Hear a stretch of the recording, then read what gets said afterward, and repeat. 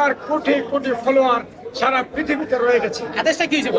উনার মান, ব্যক্তিগত কেরিয়ার, রাজনৈতিক কেরিয়ারকে ধ্বংস করার জন্য, উনার রাজনৈতিক কেরিয়ারকে ধ্বংস করার জন্য, ব্যক্তিগত জীবনকে ধ্বংস করার জন্য ষড়যন্ত্রমূলকভাবে এই বৈষম্য বিরোধী ছাত্র আন্দোলনে উদ্দেশ্যমূলকভাবে ওনাকে আসামি শ্রেণীভুক্ত করা হয়েছে। উনার কোনো সংশ্লিষ্টতা ছিল না। ঘটনার তারিখ এবং সময়ে উনি ঘটনাস্থলে ছিলেন না, উনি কোনো বক্তব্য দেন নাই, উনি কাউকে হুকুম দেন নাই।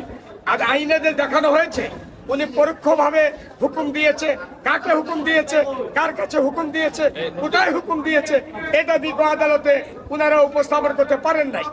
মাননীয় আদালত আমাদের কথা শুনেছেন। ন্যায় বিচারের সাথে আমরা বলেছি ফর হ্যান্ডস অফ জাস্টিস, আমরা বলেছি যে রিমান্ডকে নামঞ্জুর করে জেল কেটে জিজ্ঞাসাবাদ করার জন্য। ব্যারিস্টার সুমন একজন জাতীয় ব্যক্তিত্ব, ওনার মান সম্মানকে আদালত রক্ষা করার জন্য।